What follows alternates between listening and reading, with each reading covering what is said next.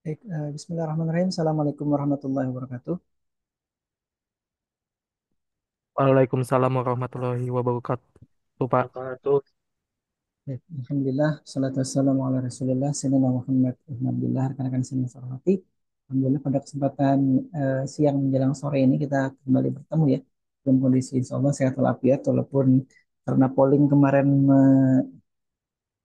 menyampaikan bahwa hasil keputusan kuliah kita daring hari ini, karena mungkin ada sebagian yang mau pulang kampung karena besok akan ada pilkada serentak ya. Eh, Sambil menunggu kawan-kawan yang lain, sebenarnya saya ingin melihat hasil yang kemudian oleh Halim dan kawan-kawan yang lain sudah kerjakan ya dari apa yang kemarin diminta itu. Tapi kalau memang belum siap, nanti sambil dicoba disiapkan. Siapa tahu di akhir ini, setelah presentasi ini ada waktu untuk kemudian Halim bisa menyampaikan hasil apa namanya tugasnya kemarin ya. Sudah ada berapa banyak yang mengumpulkan ya kalau saya lihat. Sebentar, coba saya lihat dulu. Cuma Halim yang mengumpulkan atau ada yang lain. Dan sambil kita sapa kawan-kawan kita yang hari ini. Dan ada Halim, ada Salwa. Nah, di ini ya, Salwa. Atau kalau di email satunya ini, ada dua. Jadi ada yang ngirim ke email yang satunya lagi. Kayaknya cukup banyak. Ada Ahdi Maulana, ada Nafisa. Nanti kita coba lihat satu-satu ya. Ada Irwin juga. Jadi kalau dari sini yang baru mengirim, nanti kita saya rekap lagi aja ya. Nurul, Muhammad Reza, Sarip, Irwin, As'ad, Nur Indah, Nafisah, di Maulana, plus tadi ya, si Salwa dengan Halim. Nah, coba saya ambil dengan Halim, sebentar ya.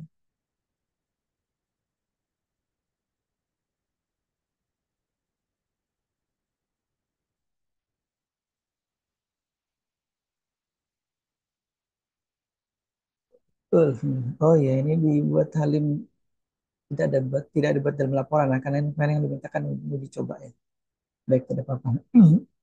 Saya pikir dibuat dalam laporan. Nah, kalau misalkan memungkinkan, nanti bisa dijelaskan ke kawan-kawan. Ini Halim bisa tolong dibantu saya menjelaskan ya apa yang kemudian eh, kemarin sudah dikerjakan. Baik, kita mungkin sedikit saja hari ini tidak terlalu banyak karena ini cukup rumit ya dijelaskan terkait dengan CNN ini karena memang ada di dalam silabus ataupun RPS kita. Maka saya coba jelaskan sebisanya saya menjelaskan. Nanti kalau misalkan ada yang salah, mohon apa namanya, mohon dikoreksi ya dan mohon nanti kalau ada yang lebih bagus penjelasannya tolong disampaikan. Artinya kita sambil sama-sama belajar karena memang terus terang saya belum pernah menggunakan ini sama sekali ini di dalam proses penelitian karena baru belajar juga ini waktu saya apa namanya S2 dulu tahun 2008 sampai 2010 ya. Eh ini kayaknya memang sudah ada tapi kayaknya populernya nanti kita lihat ya ini ya apa namanya. Di Indonesia itu kayaknya tahun 2016-an baru populer ini. 2014 sampai 16 itu ya. Tapi sebelumnya dia sudah memang sudah ada dari tahun berapa ini ada nanti ada di materi sini ya. Baik, jadi saya dulu hanya menggunakan sampai JST saja. Karena waktu di UGM terakhir itu saya tidak menggunakan apa namanya deep learning ini ataupun AI ini untuk kemudian mengerjakan apa yang saya buat di penelitian itu. Jadi saya hanya menggunakan komputasi biasa, tidak menggunakan AI seperti ini. Karena ini AI-nya sudah lumayan rumit. Dan ada beberapa fungsi sudah saya coba beberapa kali ini di laptop saya dengan kondisi terinstall MATLAB 2013 itu agak-agak bermasalah. Maksudnya ada toolbox yang terkait dengan deep learning yang tidak terinstall. Mungkin sudah saatnya saya harus beralih ke MATLAB yang lebih baru yang 2023 atau 2024. Katanya 2024 itu kan kita bisa trial ya, tapi nggak apa-apa untuk kemudian belajar selama sebulan trialnya itu ya. Syukur-syukur kalau misalkan nanti ada dananya kita bisa beli yang berlisensi resmi ya. Baik, yang pertama terkait dengan CNN ini ya.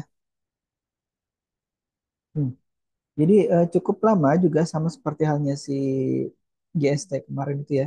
Dia sudah tahun berapa? 48 ya kalau tidak salah. Nah, ini juga sudah cukup lama. Ini mungkin seumuran saya tahun 79, dia pertama kali diperkenalkan tahun 1980 ya oleh Kunihiko dan kawan-kawan ini. Jadi mereka menyebut model CNN itu pertama kali neocognitron.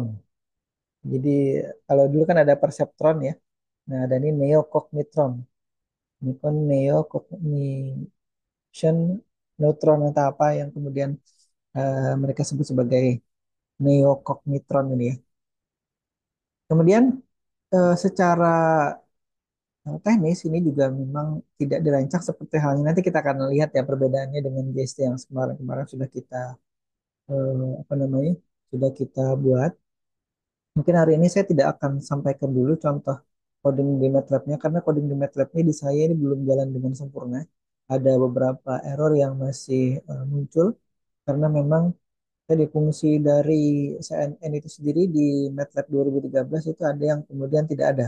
Jadi kalau misalkan eh, kita buatkan fungsi manualnya itu cukup memakan waktu dan itu tidak bisa serta-merta mungkin saya perlihatkan ini ya terlalu lama nanti. Jadi mungkin kita tunggu dulu untuk nanti saya coba dulu biar kemudian kawan-kawan bisa ini bisa belajar apa namanya dengan baik karena memang kalau kita melibatkan pengolahan citra atau pengolahan video itu sebenarnya ada mata kuliah sendiri di image processing atau komputer grafik atau juga di computer vision yang sekarang saya juga ampu ya mata kuliah itu. Jadi pengolahan citranya ada mata kuliah sendiri. Kalau saya langsungkan di sini memang bisa tapi mungkin tidak terlalu bisa dipahami dengan baik ya.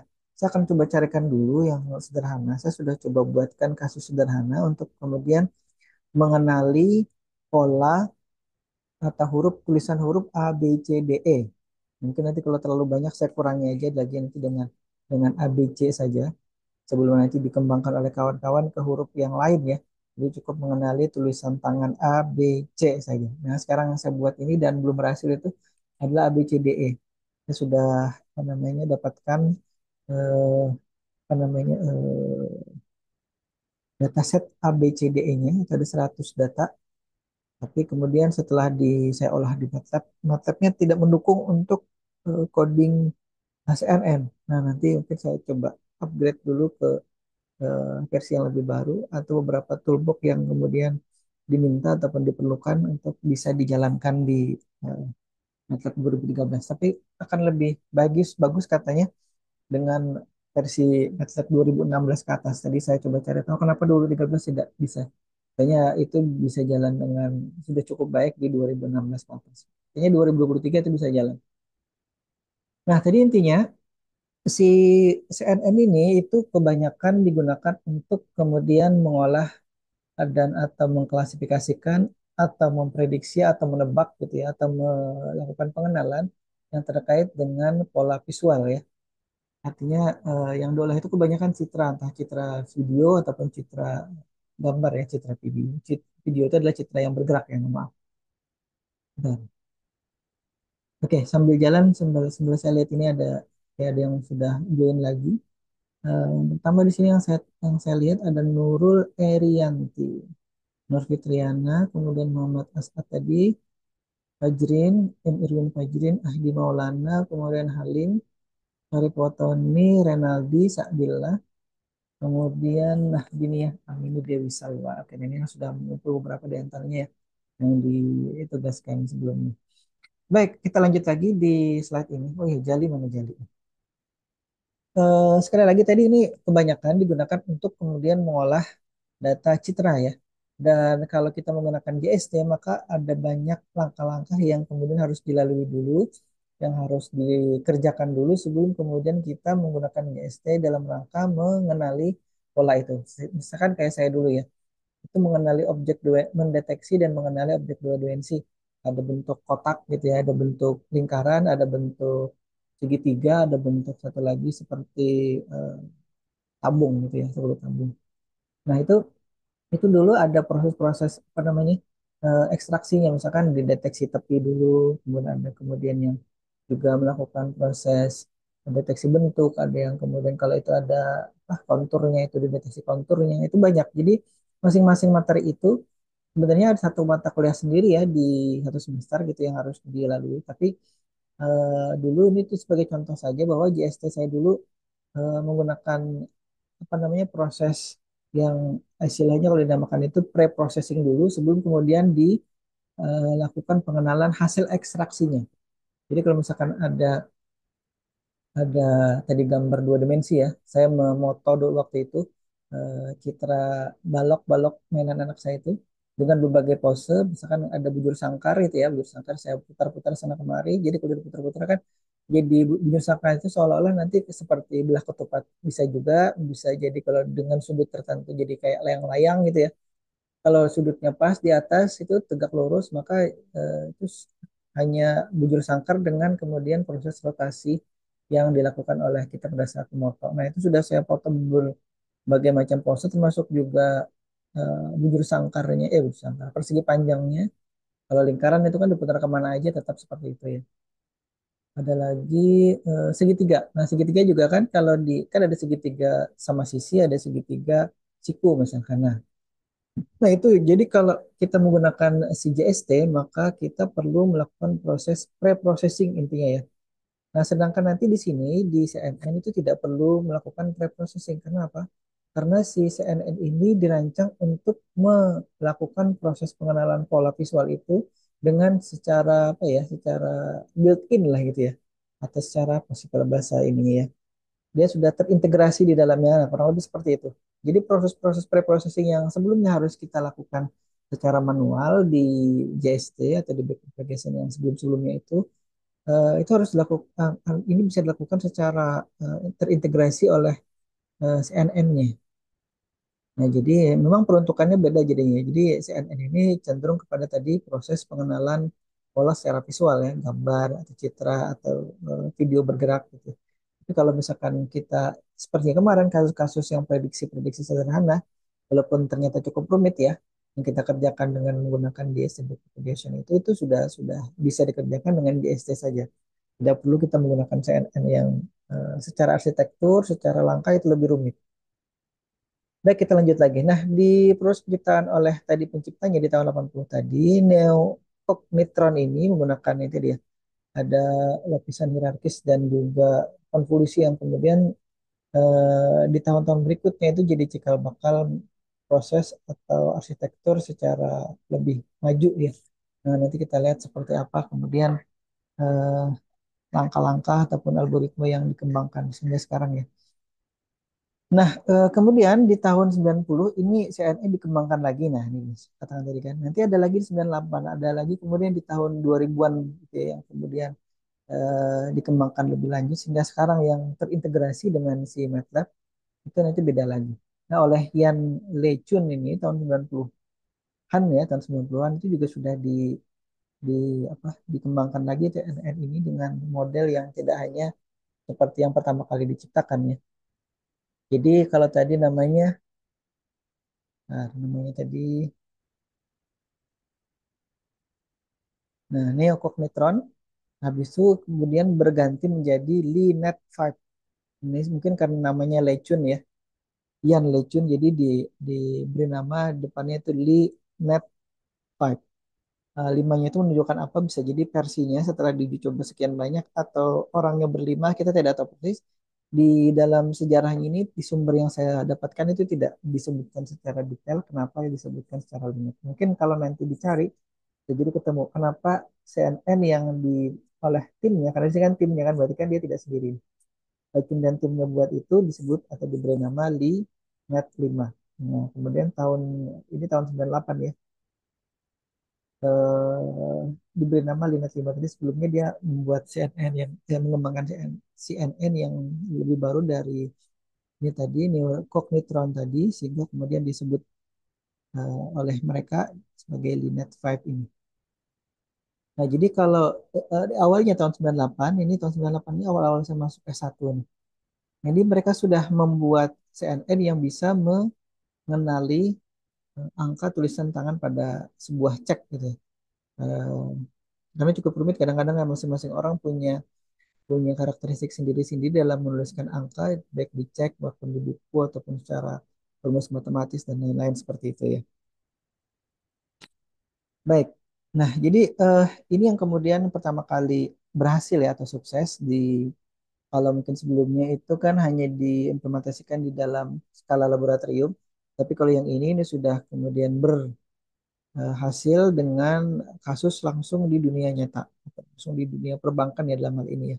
Nah, jadi pada dasarnya tadi algoritma atau CNN dengan nama Linet 5 ini itu sebenarnya sudah didukung juga oleh back propagation ya pada saat proses pelatihan NET ya, kita kemarin sudah menggunakan back propagation di aplikasi yang kita sudah buat untuk memprediksi curah hujan itu.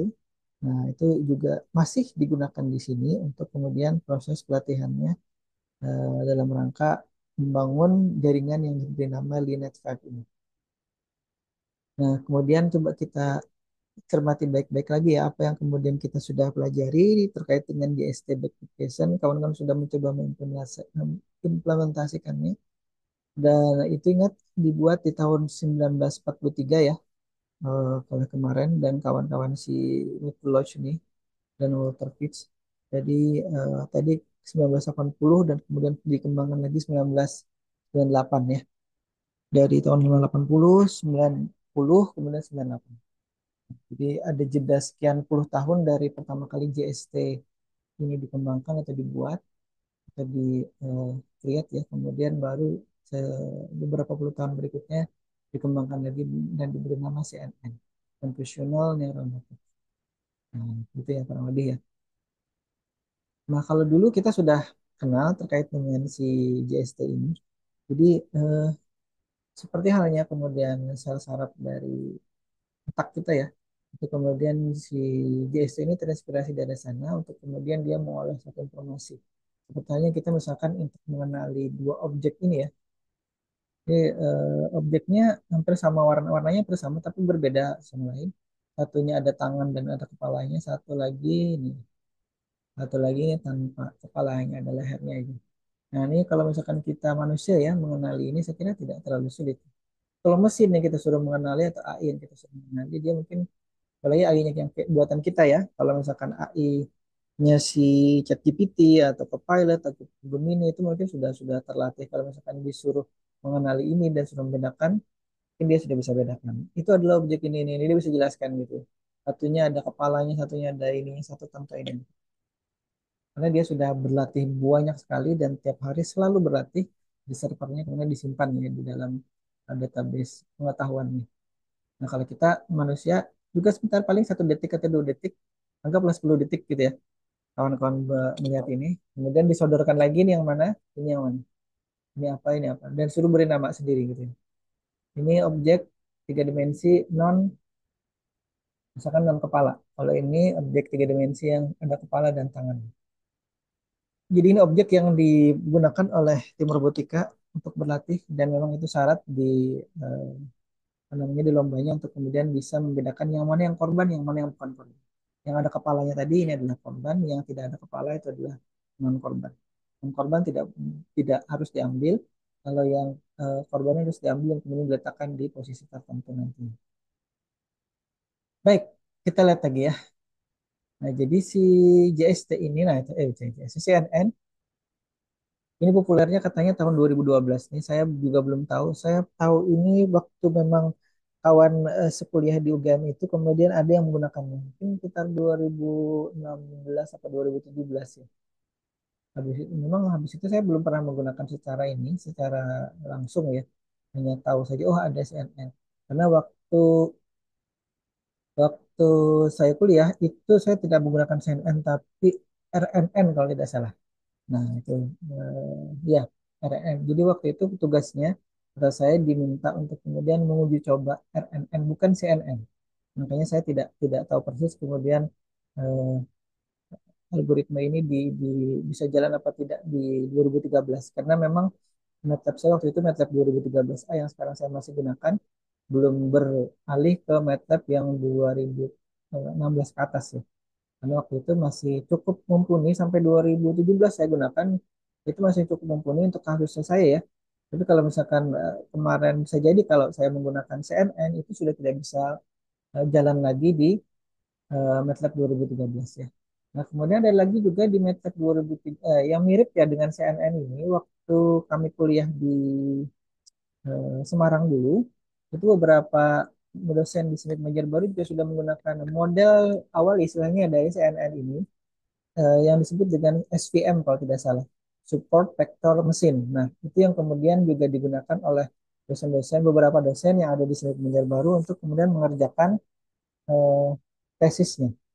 Nah, itu saya ingat dulu kalau tidak salah Pak Fitriadi itu juga menggunakan SPM, Bu Hajar Liah juga dokter itu juga menggunakan SPM untuk keperluan tugas akhir atau tesis beliau. Nah, saya kebetulan hanya menggunakan GST biasa.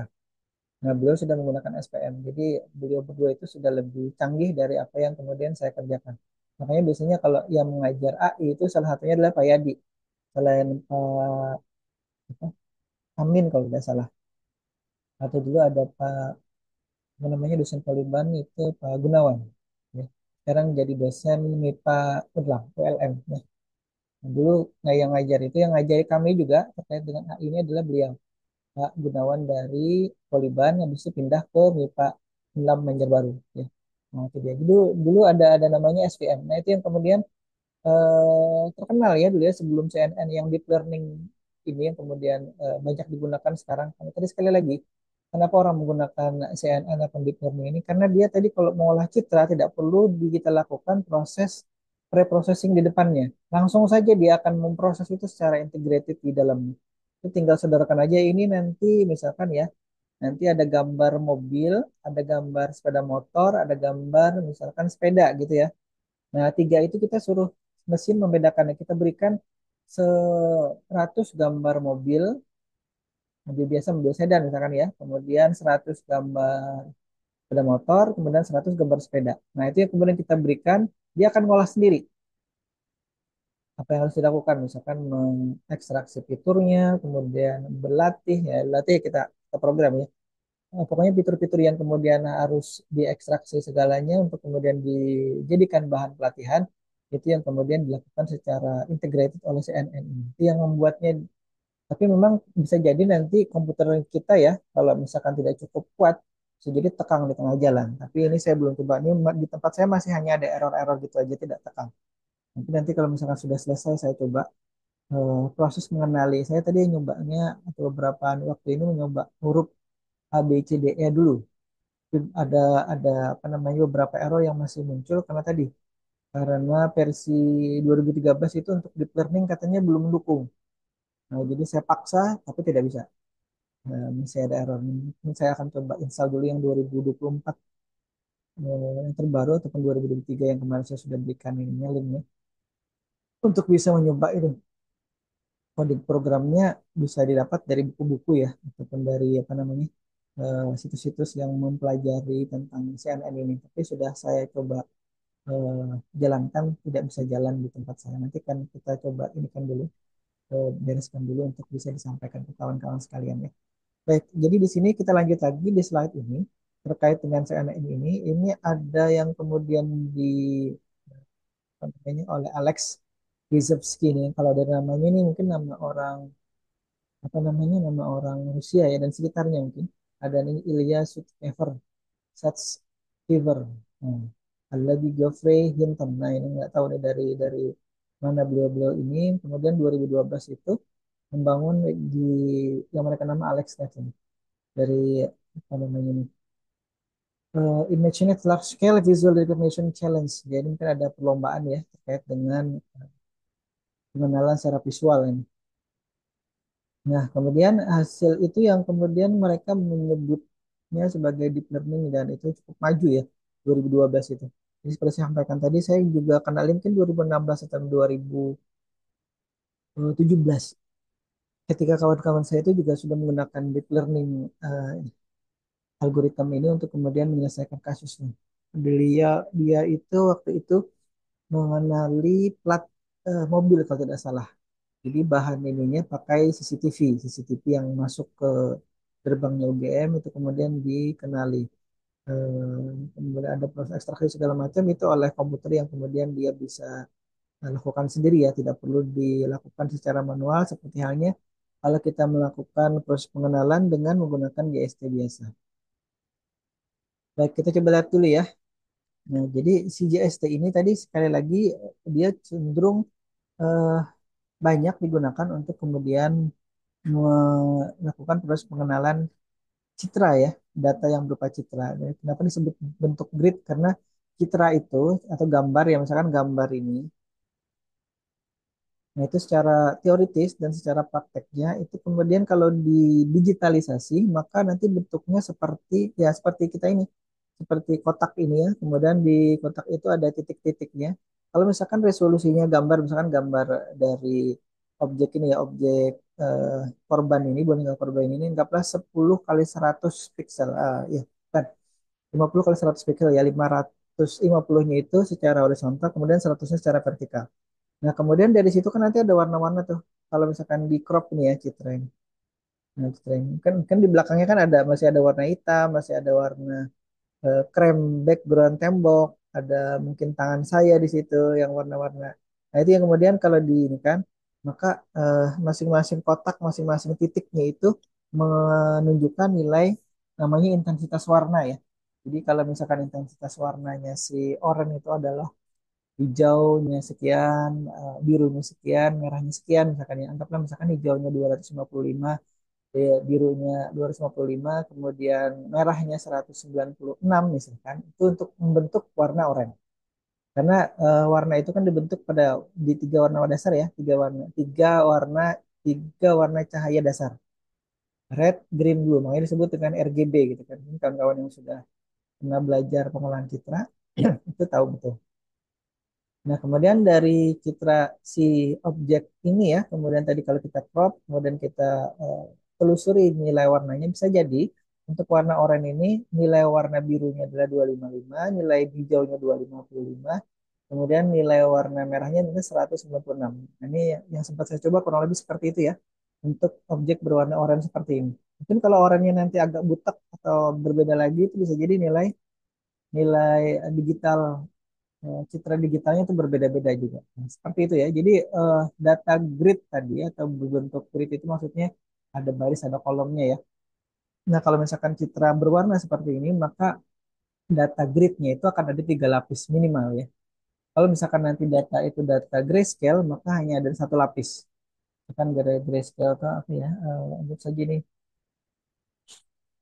Nah, anggap saja misalkan tulisan ini ya. Nah, tulisan ini kan grayscale. Aduh, kabur. Jadi selain kulit, warna kulit kabur ya tulisannya. Mohon maaf. Ini ada tulisannya. Nah, itu ada tulisan cetakan komputer itu eh, biasanya itu disebut sebagai citra abu-abu. Walaupun kadang disebut sebagai citra hitam putih ya. Tapi akan lebih pas itu disebut sebagai citra abu-abu atau grayscale. Nah, itu yang kemudian eh, hanya ada satu layer di situ. Karena nilai dari masing-masing pixelnya hanya 0 sampai 255. Nah, kalau misalkan nanti itu nilainya 0, maka nilainya apa namanya? Citranya itu titiknya itu berwarna hitam kalau tidak salah. Kalau 255 dia akan berwarna putih.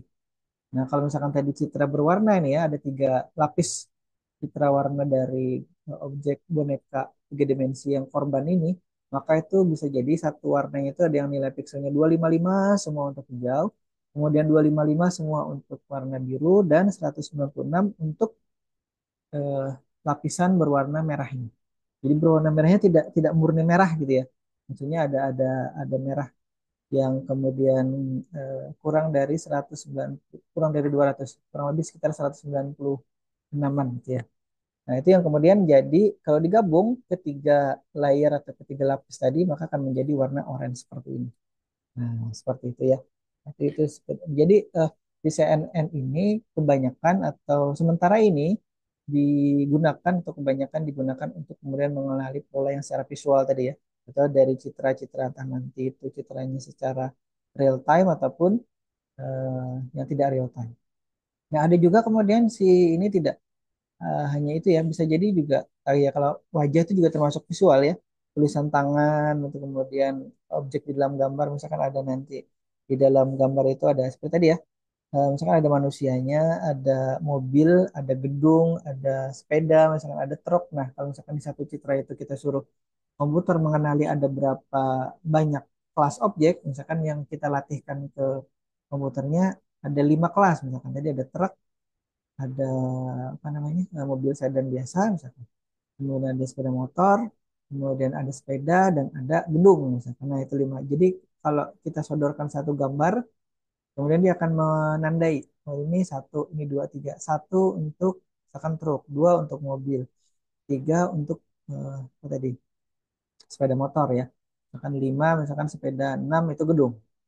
Lima gedung ya. Empat sepeda, tadi lima gedung. Nah, jadi dari gambar yang kita sodorkan dia akan kasih atau beri ini, beri label ya, berangka-angka untuk menunjukkan bahwa itu adalah objek-objek dari 5 kelas tadi itu. Nah, nah, jadi itu yang dilakukan oleh si CNN ya. Mungkin kalau misalkan kita kemarin menggunakan si JST itu kita harus mengekstraksi dulu. Nah, itu sekali lagi untuk pelajaran mengekstraksi dan lain-lain itu adalah satu satu semester sendiri ya. Baik, sekali lagi hari ini kita hanya akan mungkin berbicara teori dasarnya saja, tidak belum atau belum sampai kepada nanti uji coba coding program MATLAB terkait dengan CNN ini. Karena memang itu tadi masih ada kendala di proses uji coba yang saya lakukan. Karena memang rumit sekali ya untuk kemudian kita implementasikan, tidak sesederhana yang si JSC lakukan. JSC Propagation ya. JSC Propagation itu tampak sederhana. Kenapa? Karena memang toolbox kita bisa langsung jalankan ya di MATLAB. Tapi kalau seandainya kita jalankan secara manual satu per satu, itu agak rumit karena memang ada function-function tertentu yang dia perlukan tapi tidak bisa dijalankan di MATLAB 2013. Jadi saya agak kesulitan mencobanya di 2013. Nanti akan kita coba ya. Sebenarnya kalau misalkan kita ketemu misalkan situs yang bisa menyimulasikan atau menjalankan program kita itu secara online gitu ya, itu kan bagus ya. Tapi saya belum ketemu. Nanti kalau ada kemudian kawan-kawan ketemu ya, misalkan MATLAB simulation online gitu ya. Jadi kita masukkan kode program kita ke sana, nanti kita running. Jadi jalan itu bukan di jalan di komputer kita, jalannya di komputer atau di server mereka gitu. Nah, jadi itu ya, kalau misalkan bisa seperti itu ya bagus ya. Jadi misalkan mereka sediakan MATLAB 2024 atau versi terbaru gitu. Kita jalankan, kita upload coding program kita sana, kita running. Nah, itu bagus.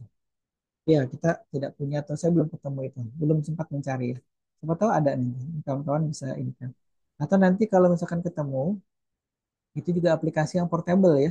Jadi kalau misalkan kita ketemu MATLAB 2004 yang portable, kita tidak perlu mendownload dan menginstalasi dan kemudian kadang-kadang bisa bermasalah ya. Bisa jadi di semua operasi Windows 10 saya ini yang kemudian tidak jalan. Kalau di 2011 kawan-kawan itu kan bisa jadi jalan dengan mulus. Baik, kita lihat dulu struktur dari si CNN ini ya. Jadi kalau secara teori dia, kalau kemarin ya di ini di JST itu kan ada input layer, kemudian ada hidden layer, ada kemudian output layer ya. Nah, ini ada yang disebut sebagai input layer sama. Jadi gambar inputannya bisa gambar 2 dimensi, 3 dimensi atau nanti bahkan lebih ya. Jadi di sini sudah dicontohkan juga langsung inputannya atau masukannya berupa gambar ya, atau berupa citra. Kalau misalkan nanti kita mau secara real time, maka kita bisa memberi masukan gambar itu bahkan gambar gerak berupa video ya dari webcam yang kita punya di laptop. Kemudian ada yang disebut sebagai convolution layer. Nah, ini dia. Ini saya katakan tadi dia sudah terintegrasi di dalamnya untuk proses pre-processing atau pra pemrosesannya. Jadi di sini ada fitur penting. Misalkan kalau di Citra itu ada deteksi tepi, nanti seperti saya yang lakukan. Ada saya juga mendeteksi apa namanya kedalamannya ataupun jaraknya, itu jarak objek itu ke kamera. Ada yang juga mendeteksi warna, tekstur, bentuk ataupun tekstur, bentuk, pola misalkan gitu ya. Nah, itu yang kemudian oleh di convolution layer ini sudah dilakukan secara terintegrasi ya. Jadi kita tidak perlu melakukannya secara manual. Dia yang lakukan. Mau itu nanti ekstraksi tepi dan lain-lain kita sudah tidak perlu lakukan secara manual. Nah, itu enaknya ya kalau kita menggunakan CNN ini secara teoritis. Secara teoritis ya. Secara praktek ternyata susah juga, sudah saya coba. Nah, ada mahasiswa saya yang sekarang melakukan penelitian menggunakan CNN ini untuk membedakan antara sampah organik dan non-organik dan bukan keduanya. Maksudnya bukan keduanya itu tidak dikenali ya, dikenali sebagai sampah organik ataupun non-organik dan itu kemudian diberi label tidak dikenali.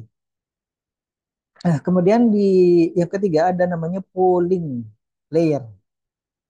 Nah, jadi untuk mengurangi seperti halnya saya juga dulu ya, kalau citra itu diambil dengan resolusi full size dari webcamnya, bisa misalkan 2000 1280 dikali 720 itu diambil langsung bisa. Tapi nanti pada saat melakukan komputasi itu bisa jadi nanti hang komputernya. Karena apa? Karena terlalu berat, terlalu banyak. Bayangkan saja misalkan kalau gambar itu ukurannya 100 kali 100 ya, 100 kali 100 piksel ya. 100 horizontal, 100 vertikal, maka itu titiknya ada 10.000 satu gambar ya, atau satu citra. Nah, bayangkan misalkan ada 100 citra. Berapa banyak yang harus di-load ke memori? Kerap itu. Nah, itu yang kemudian kalau misalkan dijalankan bisa jadi nanti error. Tekang, hang. Ini kalau tekang, hang, kalau misalkan sampai blue screen itu yang bermasalah ya. Baik. Silakan sambil diamati dulu, saya minum dulu sebentar.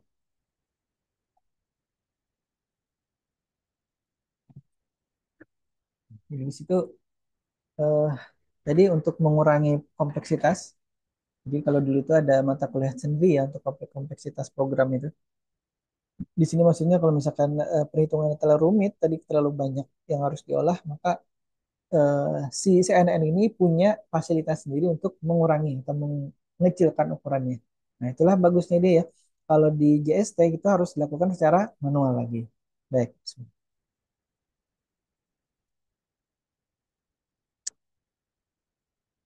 bisa ditangkap Halim dan kawan-kawan?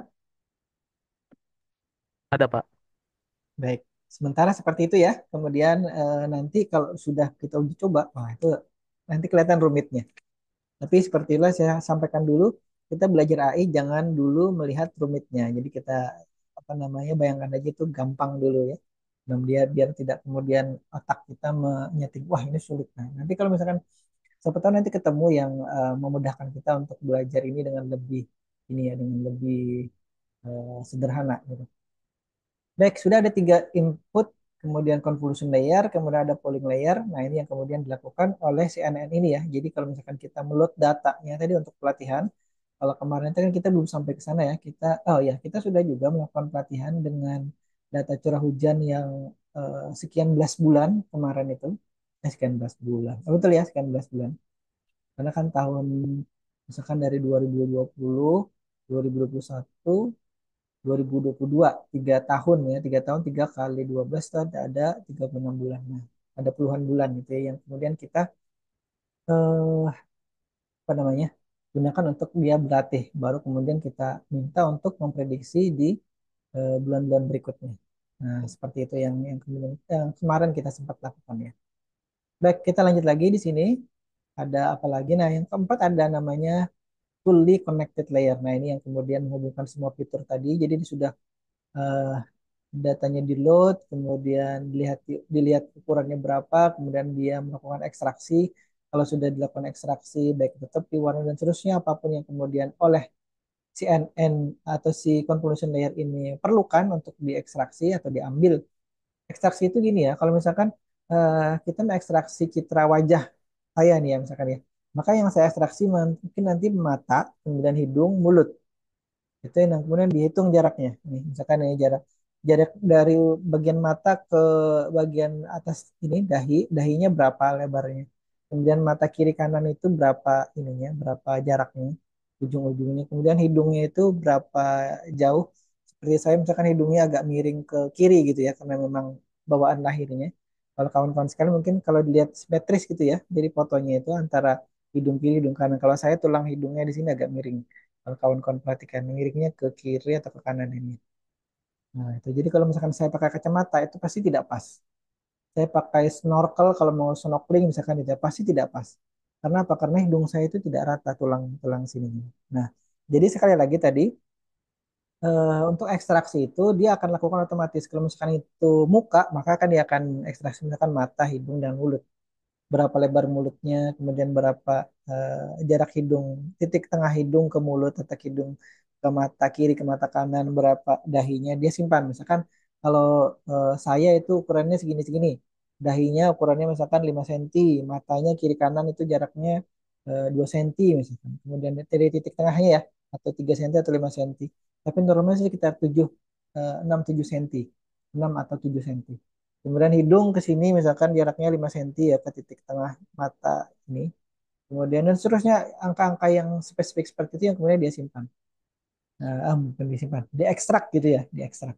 Nah, jadi hasil itu yang kemudian diambil bahwa kalau jarak-jarak antara hidung, kemudian dahi, hidung ke mulut, mata antar mata itu sekian, maka itu adalah datanya si saya misalkan. Nanti ada lagi kalau Halim beda lagi. Kalau si Sa'dilah beda lagi. Kemudian As'ad beda lagi. Kalau si Nafisah beda lagi. Misalkan atau Salwa beda lagi. Gitu. Karena masing-masing orang punya karakteristik masing-masing sendiri-sendiri ya. Nah, untuk kemudian tadi setelah dilakukan ekstraksi tadi sama seperti tadi ya. Setelah ternyata itu terlalu besar dia kurangi ukurannya. Biasanya sekitar 20-an atau 30.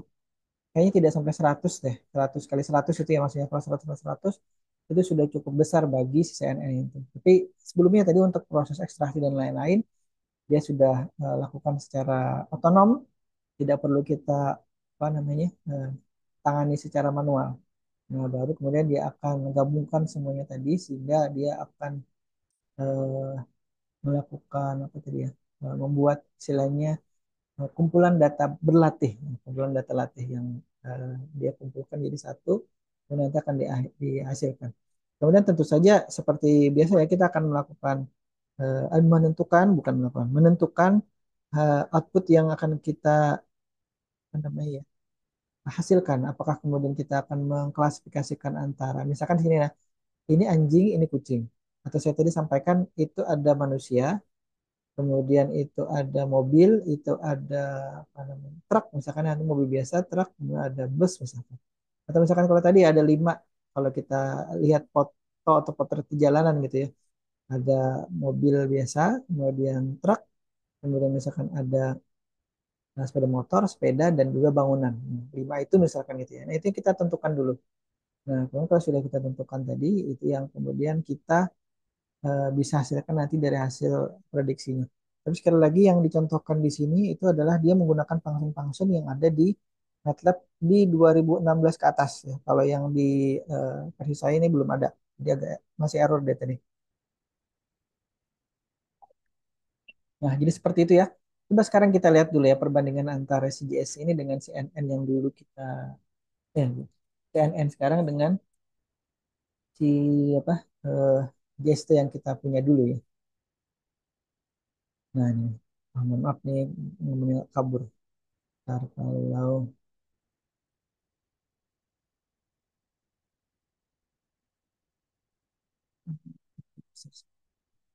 di bawah aja.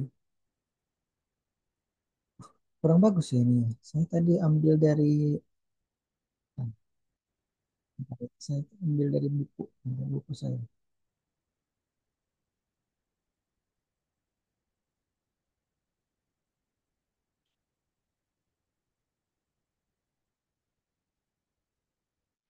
Kita melihat di Word-nya aja ya. Ini buku yang saya susun. Nah, saya share dulu biar lebih terlihat. Karena tadi kabur itu agak tidak nyaman di mata.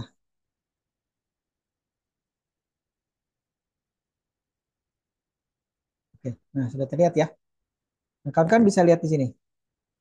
Jadi antara CNN dan CGS Back Propagation ini kita coba lihat ya. Dari fokus penggunaannya sendiri, kalau tadi si apa GST kemarin ya kita pakai datanya kebanyakan data numerik ya kan, tidak perlu kemudian kita belum maksudnya belum kita mengolah data yang secara visual. Nah kalau si CNN itu kebanyakan itu digunakan untuk pengenalan pola secara visual, citra ataupun video nanti ya kawan saya kemarin pakai video dari CCTV, kemudian kalau di yang tadi ya, yang eh, saya coba buat tapi belum selesai, itu adalah pengenalan pola tulisan tangan ABCDE. Nah, jadi ada beberapa tulisan tangan ABCDE itu saya jadikan satu ininya, datanya. Ada 100 data A-nya 20, B 20, C 20, D 20, E-nya 20. Tidak terlalu banyak. Tapi ada 5 kelas gitu ya, atau 5 klasifikasi. Tapi belum berhasil, belum belum jalan CNN. Karena tadi sekali lagi CNN-nya itu tidak bisa dijalankan di MATLAB 2013. Error dia, ada yang error. Ada beberapa fungsi yang tidak bisa dijalankan. Nanti saya coba install dulu. Baru nanti saya sampaikan lagi ke kawan-kawan ya. Baik, secara arsitektur tadi dia ada yang menarik ya. Kalau lapisan input sama, lapisan output sama. Nah, tapi di sini kalau di CNN ada nanti lapisan konvolusi tadi untuk yang mengekstraksi segala macam. Kemudian pooling tadi juga ada ya. Kemudian ada fully yang baru dia koneksikan semuanya atau dia gabungkan semuanya. Tapi kalau di JSTB seperti kita kemarin, kita ada input, hidden, dan output. Tiga itu aja yang paling utama ya. Mau hiddennya nanti berapa, mau inputnya nanti berapa. Kemudian kan ada yang kita coba dulu inputannya ada dua ya. Kemudian ada yang tiga, misalkan XOR tiga. Kemudian kita pakai yang inputannya ada 12. Untuk yang kemarin ya, yang prediksi hujan itu kan ada 12 bulan untuk inputannya, kemudian outputnya ada satu. Nah, jadi nanti dibalik ya, inputannya satu, outputnya 12, bisa nggak? Bisa jadi bisa ya. Terus sementara yang kemarin kita lakukan kemarin adalah memprediksi dengan maksimal, dengan bukan maksimal. Minimal masukan itu adalah inputannya ada 12. Jadi semuanya harus dimasukkan 12 bulannya itu untuk kemudian memprediksi 1 bulan ke depan. Nah, seperti itu ya. Kemudian dari sisi keunggulan ini, seperti tadi disampaikan, si CNN ini cocok atau bagus sekali untuk kemudian dalam proses eh, pengenalan citra ataupun gambar ataupun kemudian objek secara visual ya. Jadi dia akan banyak sekali digunakan di computer vision terutama ya. Nih. Nah, kalau misalkan di JSTB Application itu data-data numerik saja seperti kita kemarin ya. Nah, saya kira untuk kawan-kawan yang SI itu sudah cukup ini ya, cukup mumpuni kalau misalkan nanti tugas akhirnya menggunakan JST backpropagation saja. Selama ini sudah lama sekali di Semit Banjarbaru itu absen ataupun tidak ada penelitian-penelitian yang kemudian menggunakan JST itu untuk mengolah data tertentu ya. Misalkan nanti kalau si Halim punya data penjualan toko apa gitu ya, untuk kemudian dari sekian tahun itu sudah ada. Ini misalkan barangnya ada minyak goreng, kemudian misalkan beras, anggap dia sembako gitu ya. Tidak 9 sih, misalkan anggap 5 aja misalkan. Dari beras, minyak, apalagi misalnya ya, gula, garam gitu ya, 5 satu lagi teh atau kopi misalkan itu 5 misalkan. Nah, itu kemudian Halim punya data toko ABC misalkan toko ABC. Itu penjualannya dari 5 tahun terakhir itu ada dari bulan Januari 2020 misalkan ya. Halim punya data penjualan di bulan Januari teh sekian, kopi sekian atau teh atau kopi sekian, kemudian beras sekian, gula sekian, garam sekian, apalagi gula, garam, beras, minyak goreng sekian gitu ya. Ada datanya bulan Januari, Februari, Maret dan seterusnya. Nah, itu kemudian bisa diolah hanya dengan memanfaatkan si JST backpropagation tadi. Gitu ya. Tapi bisa jadi ya tidak menutup kemungkinan kemudian kita bisa gunakan juga si apa namanya CNN ini. Tapi kayaknya tidak cocok deh kalau di sini memang cenderung atau kebanyakan si CNN itu digunakan untuk mengolah data visual tadi ya, bukan data numerik. Sedangkan tadi di contoh yang saya sampaikan untuk terkait dengan memprediksi penjualan 5 bahan pokok di toko ABCD gitu ya dengan data 3 tahun terakhir misalkan, nah itu akan bagus tuh. Jadi kalau misalkan nanti tidak ketemu data realnya, coba aja cari di internet misalkan gitu ya. Siapa tahu ketemu nanti misalkan di BPS, Halim atau kawan Nafisa atau yang lain misalkan ya ketemu atau mencari penjualan data penjualan beras. Kalau misalkan ada juga sih data apa produksi beras di Provinsi Kalimantan Selatan. Misalkan ada sekian banyak kabupaten itu setelah di ini setelah direkap nanti secara umum di Kalimantan Selatan produksi berasnya di 5 tahun terakhir itu terus meningkat atau fluktuatif dan seterusnya. Kita cari lagi data misalkan produksi gula gitu ya. Ada nanti produksi kelapa sawit mentah atau minyak sawit mentah. Nanti digabungkan, kemudian nanti dijadikan data untuk eh, apa namanya keperluan prediksi tadi ya. Tapi kita kita jadikan kan datanya kan numerik semua tuh. Nah, itu dia tadi ya. Jadi si JST itu udah cocok untuk itu. Kalau nanti terkait dengan pemrosesan gambar, maka si CNN yang cocok. Nah, kelemahan tadi sudah disebutkan ya, tidak ideal untuk non-gambar.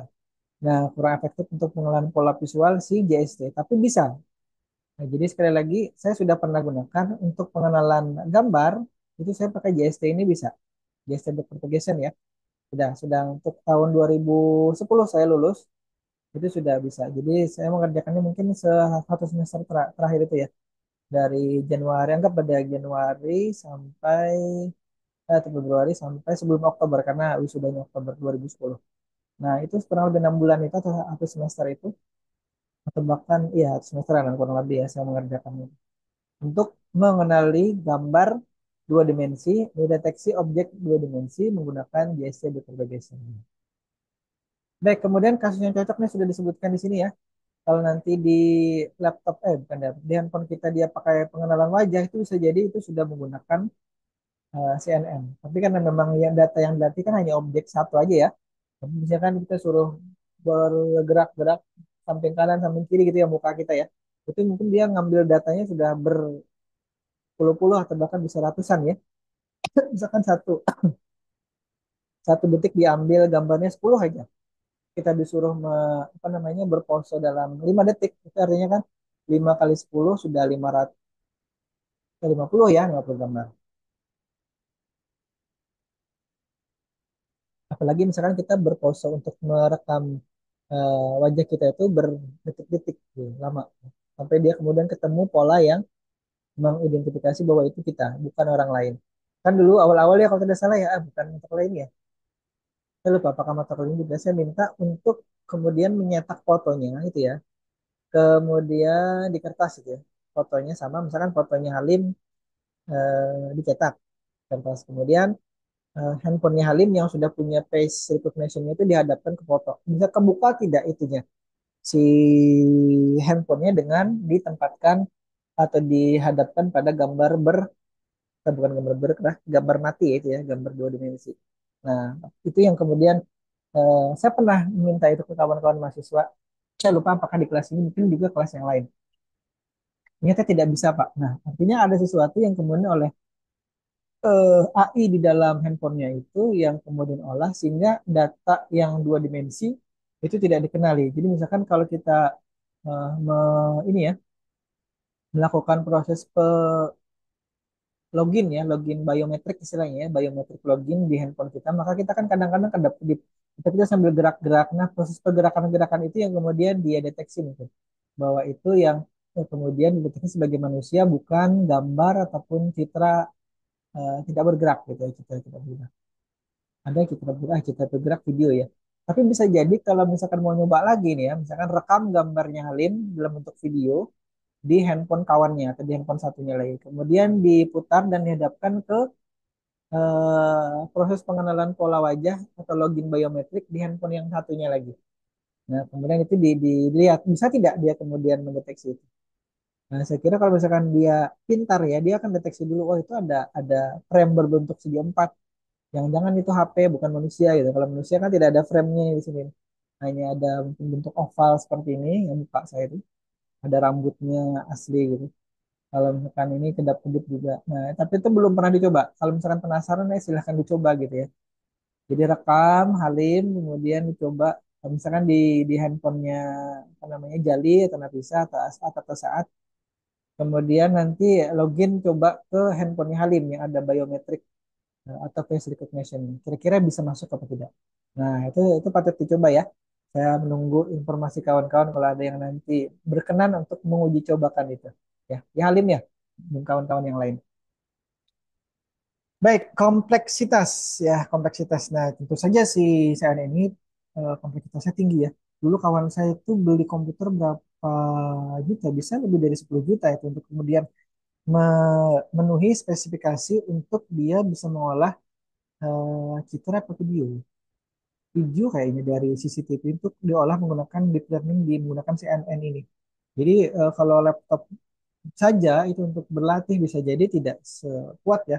Karena dia ditinggal berhari-hari itu komputernya untuk kemudian lakukan proses extraksi. Karena tadi kan ada proses dekonvolusi, pooling, dan fully connected layernya itu yang kemudian memerlukan resource yang cukup ini ya, cukup berat gitu. Jadi kalau misalkan kita pakai komputer yang kalau bahasa Banjarnya itu alang-alang bagus, atau spesifikasinya tidak terlalu bagus ya, tidak terlalu tinggi ya, maka itu yang kadang-kadang bisa jadi nanti di tengah jalan hang gitu. Dan di kawan saya itu juga kalau misalkan mati itu yang bermasalah. Mati listrik diurang lagi dari awal. Nah untungnya waktu itu tapi kalau di UGM itu juga mungkin dia ada UPS-nya ya bisa jadi. Jadi karena kan kalau di kampus itu dia ada apa namanya gensetnya. Jadi kalau misalkan mati lampu dalam beberapa detik gensetnya hidup langsung terkoneksi lagi ininya apa namanya listriknya listrik gensetnya. Nanti kalau listrik PLN-nya hidup dia otomatis mematikan lagi gensetnya. Sudah full otomatis dia. Tapi tetap aja kalau misalkan PC itu ya tanpa ada UPS, power supply UPS-nya ya, itu kemudian kalau misalkan listrik mati dia akan shutdown, tidak bisa kemudian langsung kalau misalkan laptop kan masih ada backup baterainya beberapa menit gitu ya. Atau misalkan laptop yang bagus kan sudah masih bisa berjam-jam. Tapi kalau misalkan dipakai untuk keperluan pelatihan si CNN-nya tadi itu bisa jadi dalam beberapa menit cepat habis juga, bisa habis juga ininya power atau daya baterainya. Baik, tadi secara komputasi atau kompleksitas pemrogramannya itu si disebut Ferguson jelas lebih sederhana ya. Tapi dulu sempat juga laptop saya error gara-gara di ini ya. Karena memang ada kalanya pada saat mengolah citra. Tapi yang zaman dulu, mungkin kawan-kawan tidak lahir di zaman prosesornya itu core bukan core, bukan masih core, core dual core dan atau core to duo. Nah itu dia. Dulu saya punya laptop yang prosesornya itu core to duo kalau tidak salah. Ada juga yang dual core, tapi hilang habis itu. Sempat beli lagi yang core to duo. Habis itu baru beli yang core i5. Ini terakhir core i7 yang ini. Kalau anak saya itu core i5, katanya core i7. Iya, ya kurang lebih lah. Kurang lebih seperti itu ya. Sudah mereka juga lahir tidak di zaman yang ini. Ah, enggak, mereka lahir di zaman core. Oh iya, sebentar. Kita tanya aja. Halim, prosesor laptop yang dikenal itu dari prosesor jenis apa? Kalau boleh. Prosesor Intel sama AMD. AMD enggak anunya, tipenya. Tipe maksudnya yang mana, Pak? Kan kalau si AMD itu kan ada Ryzen I 3, ya 5, 7. Nah, Ryzen 3 nah, ada Ryzen 3 ya, ya betul. ya. Nah, kalau Intelnya dari core berapa ya anunya, kenalnya? Yang Intel Core i3 i3 core. ya? Ih, Oh ya itu dia. Itu saya sampaikan tadi. Berarti kawan-kawan belum tidak kenal dengan yang prosesor di bawahnya itu lagi ya. Ada kalau mungkin Celeron mungkin masih sempat dengar ya ada Celeron kan yang di bawahnya Core i3 itu. Celeron itu dari dulu sudah ada, tapi di bawahnya Core i3 itu ada namanya dual core. Di bawahnya lagi ada di bawahnya ada Core 2 tadi ya, mohon maaf. Di bawahnya Core 2 ada dual core. Ada lagi di bawahnya itu nanti Pentium 4. Nah, di bawahnya lagi Pentium 3, Pentium 2, Pentium 1, ada lagi dulu namanya Intel 486, kemudian Intel 386, 286, dan seterusnya di bawahnya lagi.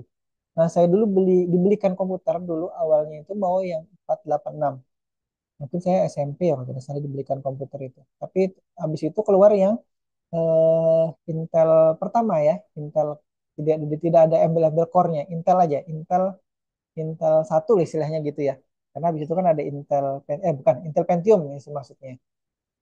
Itu yang pertama kali saya dibelikan komputer oleh orang tua SMP. Baru habis itu kan ada keluar Intel Pentium 2, Intel Pentium 3, kemudian ada Intel Pentium 4, nah, tidak ada Intel Pentium 5, langsung lari ke Intel Core i3, Core i5, 7, 9 ya, i9.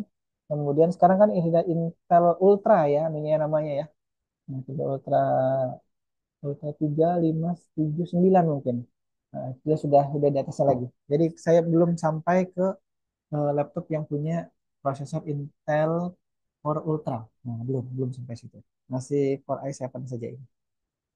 Baik, kita lanjut lagi. Kalau bentar kita ke slide tadi. Nah, bentar.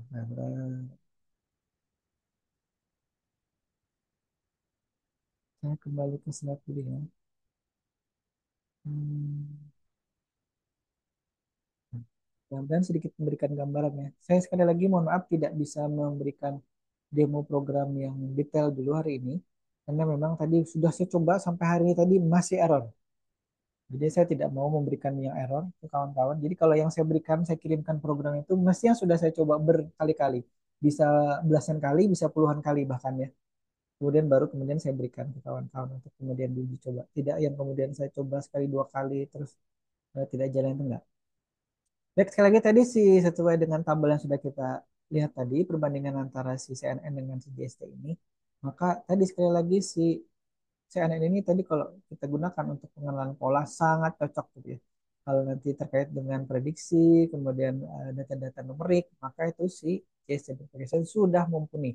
Sudah tidak perlu kita paksa dengan menggunakan CNN pun sudah jalan ya. Dan insya Allah di komputer kita juga sudah bisa jalan dengan baik. Nah, kemudian mudah-mudahan ini ada gambaran ya terkait dengan CNN ini. Paling tidak kita sudah sama-sama belajar bahwa untuk nanti CNN itu datanya kebanyakan ya, kebanyakan diberikan ke komputer adalah berupa data citra atau data visual ya. Oh ya, by the way ini ada informasi, bukan informasi, ada tadi Kaprodi TI. Oh ini tadi SI ya. Mungkin Pak Erwin mewakilkan ke Bu Suci. Bertanya kenapa sudah 3 kali kita apa namanya pertemuan secara ini secara online atau secara daring.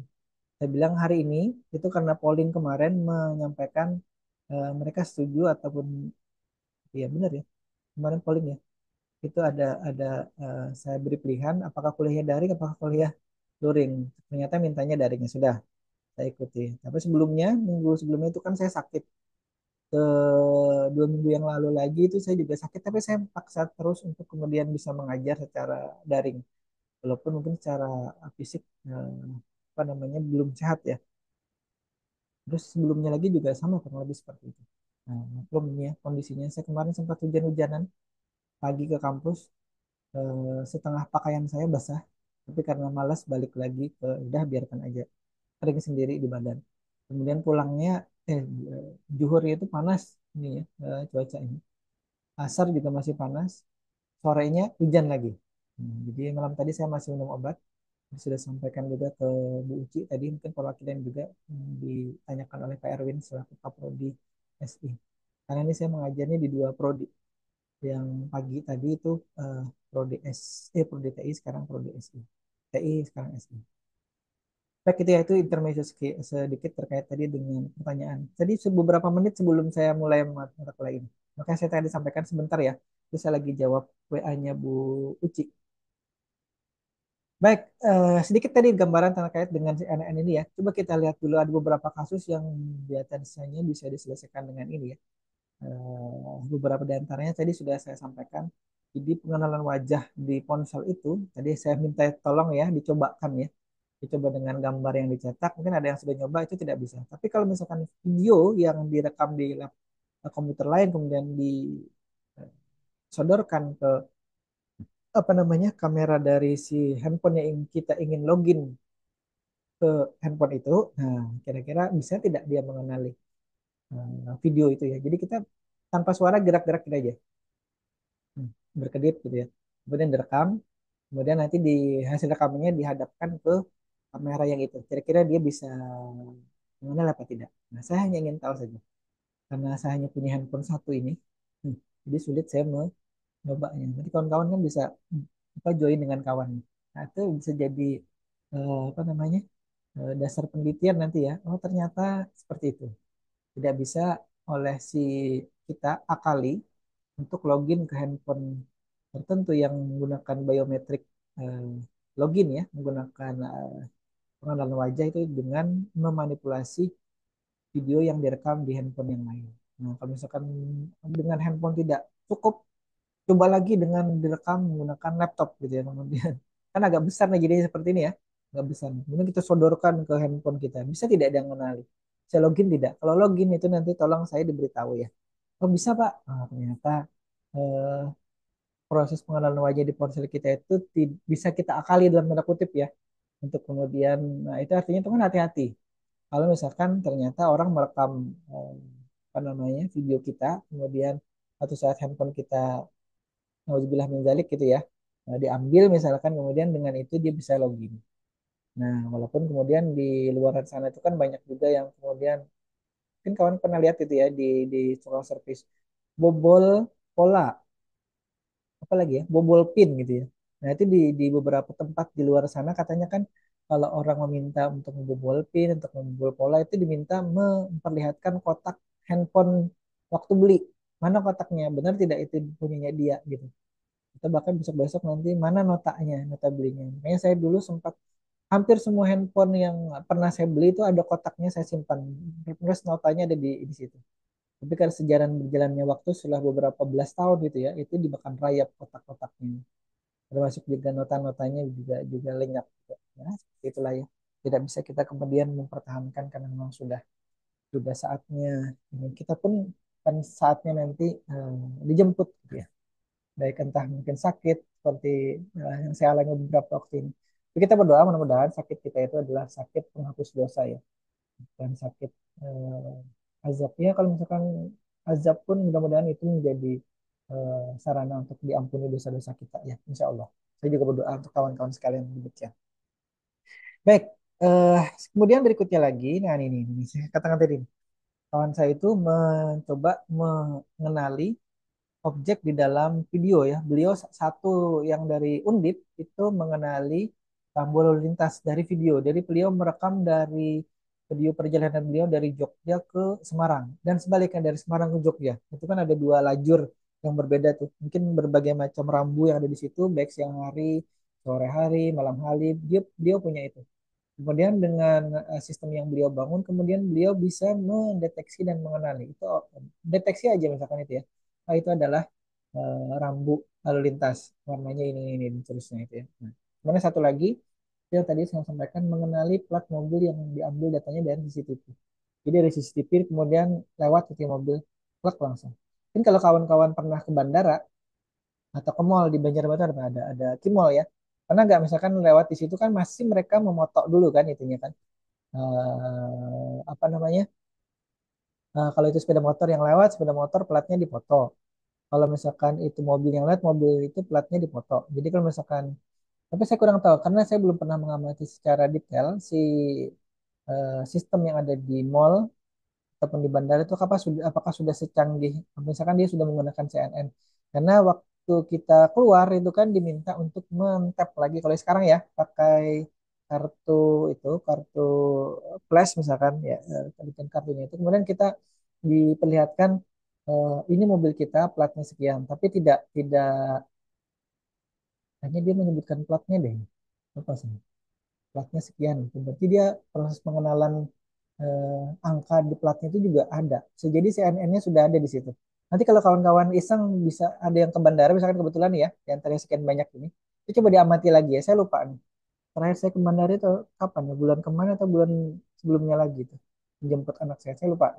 Tapi ingat saat saya, pada saat kita datang itu kan kita kemudian direkam.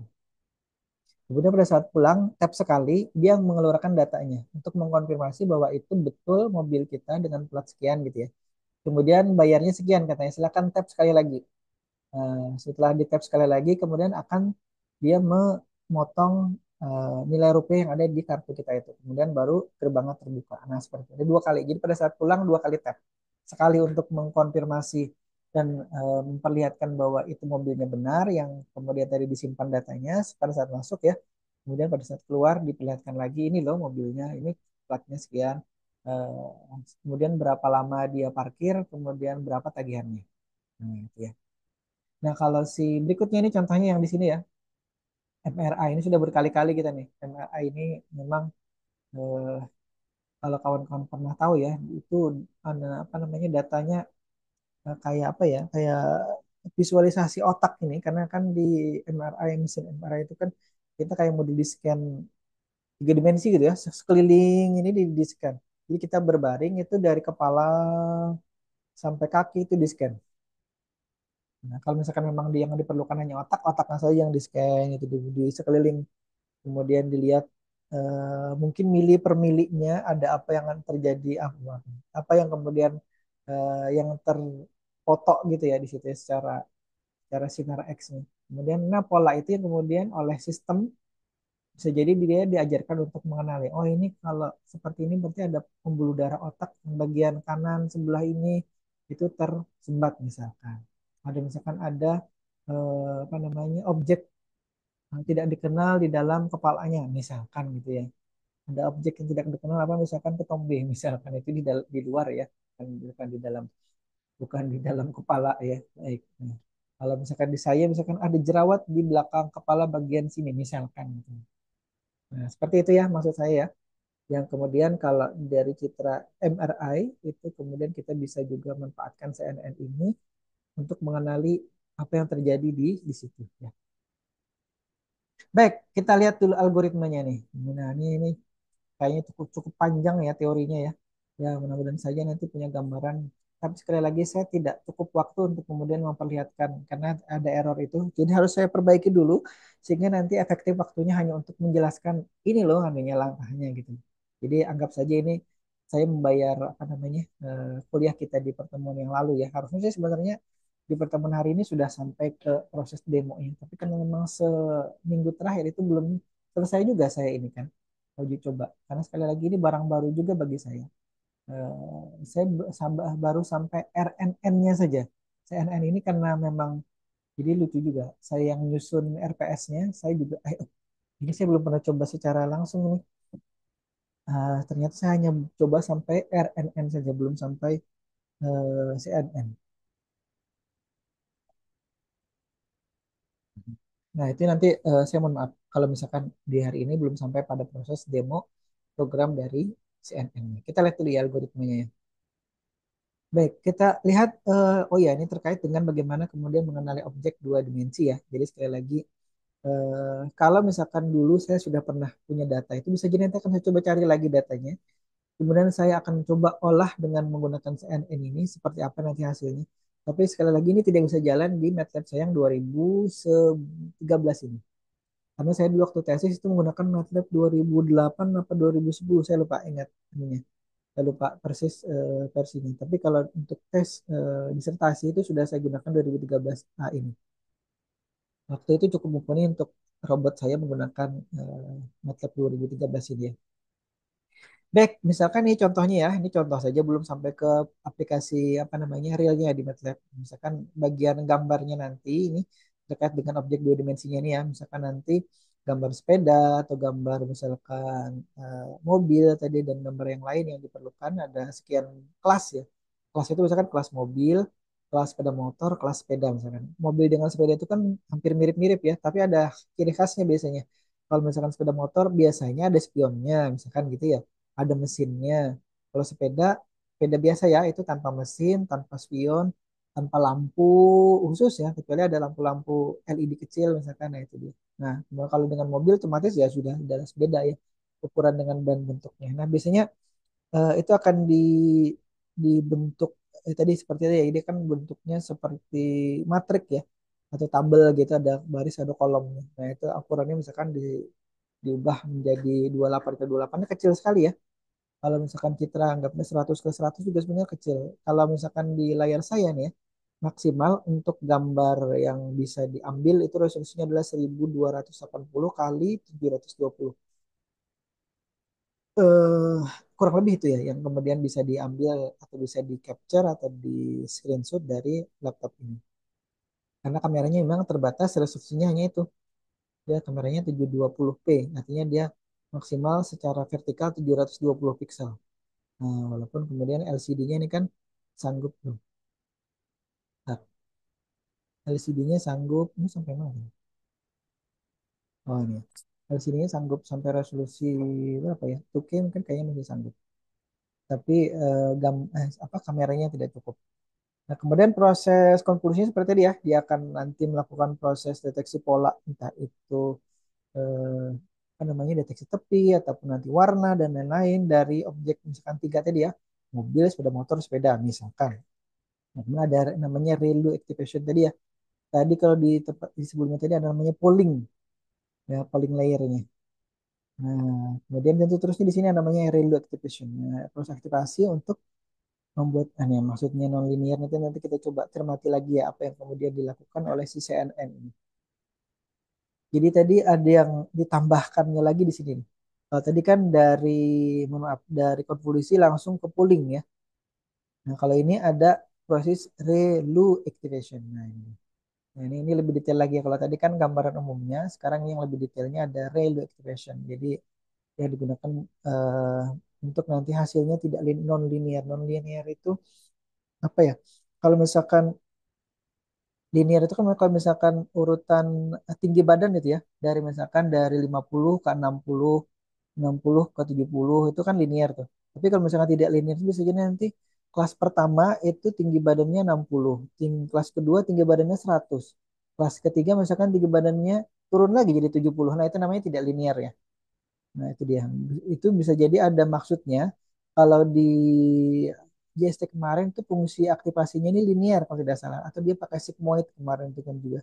Nah, itu bedanya ya dengan si JST back propagation yang kita sudah pernah gunakan sebelumnya. Jadi di sini agak berbeda sedikit ya. Makanya disebut sebagai convolutional neural network. Nah, kemudian baru nih tadi di pollingnya ternyata dia lakukan dengan mengambil nilai maksimum atau rata-rata nih. Kalau di JST kemarin kan ada proses nilai ngambil minimal maksimal ya. Min max minimal ini nih. Oh kalau di YouTube tuh kan ada kan minimal knalpotnya ini nih ya, itu konten di YouTube. Nah kalau di JST kita kemarin ada minimal ini kemudian maksimalnya sekian. Dan kita bisa ambil pakai nilai min max kemarin itu ya. Kalau misalkan manual itu kan kalau sudah datanya ratusan, sulit juga mengamati berapa nilai minimal maksimalnya. Tapi di MATLAB kemarin sudah ada fungsi yang kita bisa pakai atau gunakan untuk mengambil atau mencari nilai minimal dan atau maksimal. Nah, itu sebenarnya yang dilakukan oleh si MATLAB adalah menyusun angkanya itu atau menyortirnya dari angka paling kecil dulu sampai angka paling besar. Nah, itu ya. Kemudian baru dia tentukan ambil data paling kiri misalkan untuk data yang paling rendah, kemudian ambil data paling kanan untuk data yang paling maksimal. Nah kalau di sini dia bisa ngambil rata-rata dan data maksimal ya. Iya sama. Baik, kita lanjut lagi. Ada namanya flattening. Flattening itu merata-ratakan ya. Nah kalau tadi kan kita menghubungkan atau menggabungkan keduanya ya. Di sini disebut sebagai proses flattening. Flattening itu meratakan. Kalau di sini mengubah data dua dimensi menjadi vektor itu kan dia satu garis itu biasanya. Misalkan tadi datanya dua dimensi itu ada teori tersendiri nanti atau misalkan ada algoritmenya. Kemudian kalau data itu dua dimensi kan mengolahnya jadinya dua kali gitu ya. Jadi kalau misalkan datanya satu dimensi maka itu mengolahnya cukup sekali. Anggap misalkan tadi citra itu 10 kali 10 piksel gitu ya. 10 horizontal, 10 vertikal. Nah, itu dia diratakan baris ini ya ini ya. Bentar, bentar. Itu nih. Ada buku nih. Saya matikan dulu anunya ya, sebentar ya. Saya matikan dulu blurnya. Nah, saya matikan dulu blur. Tapi sekarang misalkan saya punya data nih, buku nih, buku pemrograman bahasa C. Kan ada dua baris kan? Berarti kan di situ ada pemrograman bahasa C. Nanti kan ada satu, dua, tiga, tiga baris. Ada bawahnya ada tulisan apa lagi? Nah, kalau ini bentuknya metrik dua dimensi, ada barisnya, ada kolom-kolomnya gitu. Nah, kalau dijadikan vektor maka saya tinggal tulis pemrograman, kemudian saya sambung lagi bahasa C, kemudian saya sambung lagi apa lagi di belakangnya dan seterusnya. Jadi baris satu disambung dengan baris kedua, disambung dengan baris ketiga, baris keempat sampai baris kesekian. Kalau misalkan itu citra 10 kali 10 piksel, maka nanti datanya itu 100 titiknya itu berderet dari kiri ke kanan. Bisa dipahami Halim dan kawan-kawan? Itu proses mengganti atau mengubah data dua dimensi menjadi vektor tadi. Jadi tangkap ya Halim ya. Iya, Pak. Oke, baik. Saya harap juga yang lain bisa paham. Ya, jadi kalau tadi data dua dimensi itu kan ada baris, ada kolom. Nah, kalau data vektor itu dia hanya satu aja biasanya. Mudah-mudahan saya tidak salah nih, nanti tolong dikoreksi. Yang kami lakukan dulu seperti itu ya. Jadi data itu, misalkan data huruf A tadi ya. Misalkan ini huruf A gitu. Nah, itu kan ada misalkan saya tulis lagi yang A, gitu. Saya tulis di kertas misalkan ya,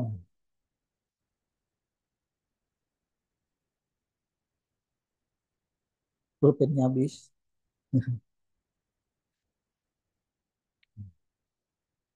Tuh, kan nggak nih? A ya nih ya, saya tidak punya spidol. Ah, A itu kan kalau di sini ya, nah, kan. Nah, ini kan kalau misalkan ini kita beri kotak ya.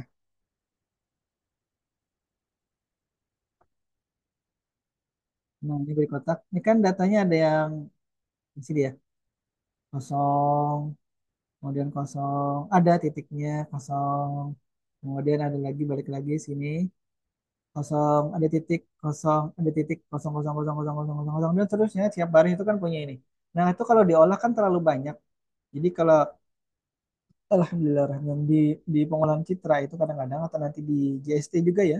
Kalau itu pengenalan pola gambar itu data yang tadi berupa citra dua dimensi itu ada baris ada kolomnya ini baris ya baris baris baris baris baris baris baris baris ini ada kolomnya ke bawah ini.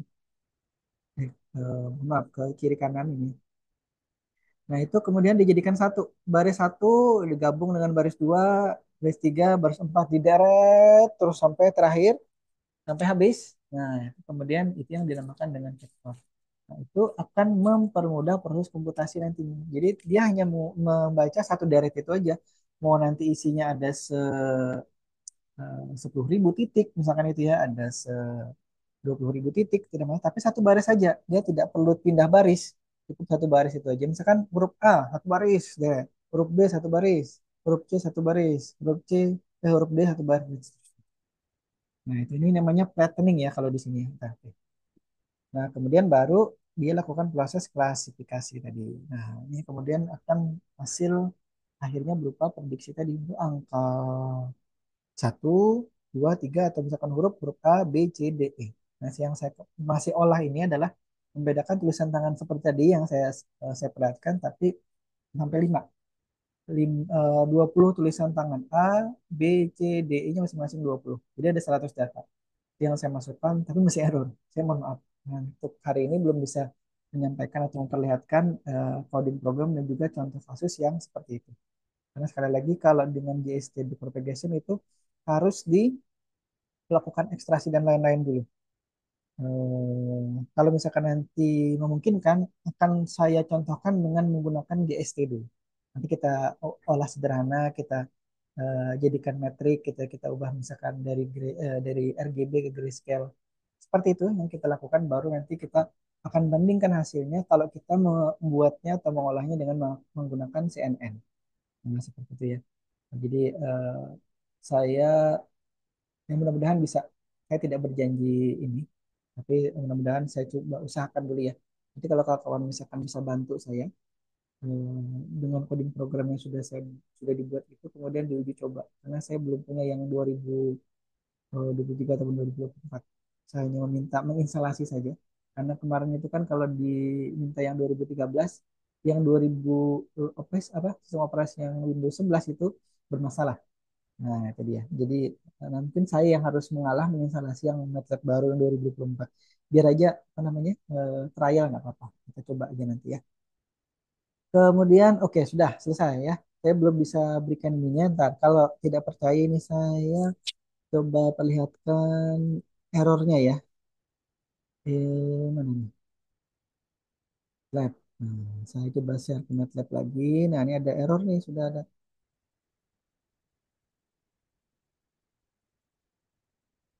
Oke, dia masih loading. Nah,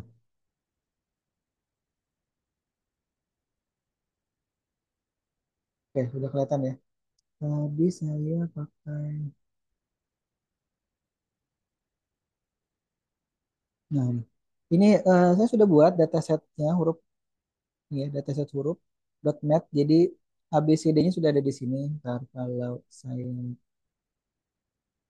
ini saya hapus dulu dataset ini, kemudian kita coba load ini ya.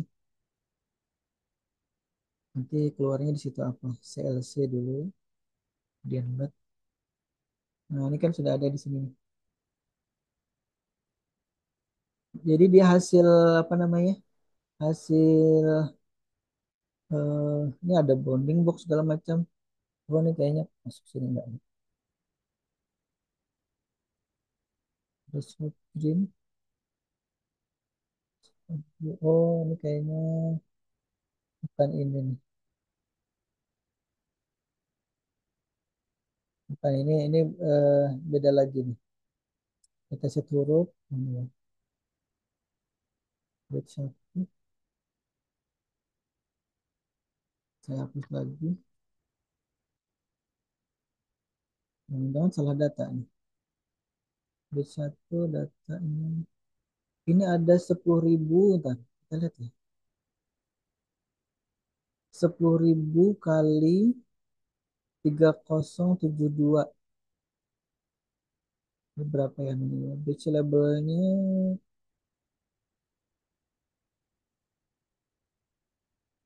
running batch, oh, ini tidak bisa dilihat. Nanti saya coba pastikan dulu datanya nih. Jangan-jangan salah data nih. Error error dia pada saat dilihat ini. Ah,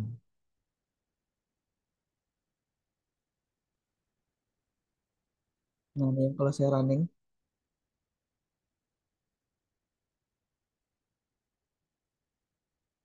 nah, share. Nah ini dia nih. Ini ada fungsi yang kemudian oleh apa namanya? Bisa jadi tidak jalan di di MATLAB 2013. Ini mungkin jalan di MATLAB 2000, tadi katanya 2016 ke atas. Nah, saya ada lagi. Harus saya coba cermati lagi. Saya mencoba jadi kalau misalkan kita menggunakan kalau ini terlalu panjang ya. Kalau kita menggunakan function yang ada di MATLAB itu sebenarnya seperti JST back propagation kemarin kan singkat sekali ya anunya ya. Coding programnya itu yang panjang itu mungkin hanya proses apa, menguraikan data kita aja dari awal itu data latihnya seperti ini dan data pengujiannya seperti ini, kemudian inputannya ini dan seterusnya itu yang agak panjang. Tapi proses JST-nya sendiri itu pendek karena kita menggunakan function yang ada di MATLAB-nya. Ini juga sebenarnya kalau kita gunakan function CNN yang ada di MATLAB itu lebih lebih pendek, sederhana aja. Jadi kita tidak perlu mempelajari secara detail. Kalau ini ada detail sekali di anunya, langkah-langkahnya seperti saya dapatkan ini. Ada coba nih kawan-kawan bisa ada plat. Nah ini kan ada platednya, ada poolnya di sini, ini convolutionnya di sini. Nah ini layer satu, max poolnya ada dan seterusnya ini. Nah, ini tadi kan ada kita ya dari proses konvolusi, kemudian pool poolingnya, kemudian ada flattennya lagi, plating ya. Di sini ada disebutkan. Nah, sampai kemudian terakhir evaluasinya nih. Nah, ini agak panjang ininya prosesnya. Tapi ada beberapa fungsi yang kemudian tidak jalan itu yang saya tidak atau belum sampaikan ke kawan-kawan. Nanti saja ya. Saya coba dulu sampai jalan dengan benar. Nanti database-nya saya perbaiki lagi. Kayaknya ada yang salah nih di database-nya. Mungkin database si computer vision tadi yang kesimpan di sini. Saya salah simpan kayaknya. Nanti saya simpan lagi. Koreksi lagi. Baik, kira-kira itu ya. Ada yang mau ditampaikan lagi? Ada yang mau Tidak ditanyakan? ada, Pak. Baik, nanti saya minta tolong di coba yang tadi ya. Coba saja sebagai apa namanya bahan diskusi kita aja. Tadi sudah saya sampaikan kurang lebih demikian. Dan kalau misalkan nanti ada yang salah ataupun kurang pas, silahkan dicoba disampaikan. Baik, saya masih tunggu kawan-kawan untuk mengumpulkan tugasnya walaupun kemarin sudah dibatasi sampai 22 November ya. Nanti silakan dikerjakan itu untuk mengganti yang kemarin kita tidak kuliah ya. Saya sakit, mohon maaf sekali lagi karena sakit saya tidak bisa prediksi. Kemudian termasuk juga umur belum tentu umur saya sampai minggu depan itu ada dan kita berdoa saja mudah-mudahan panjang umur. Sehat walafiat bisa bertemu lagi secara offline ya. Nanti kita ditegur lagi oleh prodi ini. Jadi tadi ditanyakan oleh Prodi kenapa, tapi saya sudah sampaikan alasannya. Saya sudah kirimkan screenshot pollingnya juga bahwa itu sudah saya tanyakan ke mahasiswa, mereka ingin kuliahnya daring pada hari ini. Dan 2 minggu yang lalu itu memang karena memang saya yang sakit, jadi saya tidak bisa berbuat apa-apa. Ya demikian ya. Mohon maaf kalau tidak harusnya sampai jam berapa ya? 3 lewat 10 ya. Ada 7 menit lagi. Kalau mau dimanfaatkan untuk diskusi, silahkan. Nafisa mana Nafisa? Oh Jali ada. Muhammad Ghazali ada. Baik ini, oke. Saya coba screenshot dulu ya sebentar ya. Tapi nanti saya buka aja ini eh, resensinya. Saya screenshot saja ini untuk bukti bahwa yang hadir hari ini adalah demikian ya. Ini mahasiswa yang harus saya simpan dulu. Nanti kalau tidak saya simpan baik-baik, sana kemari dia. Pembuatan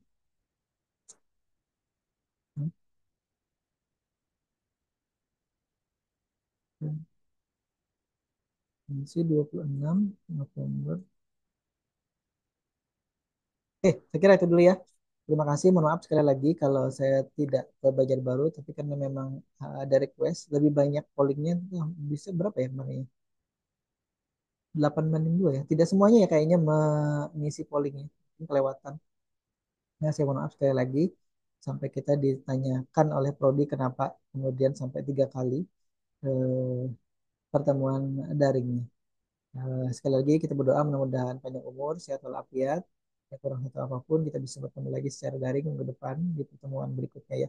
Mudah-mudahan sudah bisa saya sampaikan nanti apa yang kemudian bisa menjadi bahan penelitian kawan-kawan sekalian di proses pembentukan AI dengan menggunakan CNN ini. Kalau GST Application saya yakin insya Allah sudah bisa semua.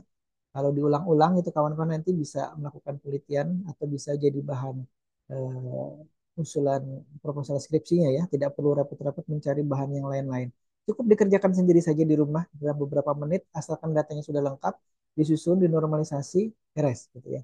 Sudah keluar prediksinya, sudah keluar bahkan akurasinya. Kalau misalkan mau coding lebih lanjut lagi, sampai keluar nanti eh, conclusion method itu ada precision, ada recall. Baik, sekira itu dulu. Terima kasih. Saya akhiri. Wabillahi taufiq wal hidayah. Assalamualaikum warahmatullahi wabarakatuh semuanya. Waalaikumsalam. Terima Waalaikumsalam. kasih, Pak. Terima kasih, Pak. Waalaikumsalam warahmatullahi wabarakatuh, Pak.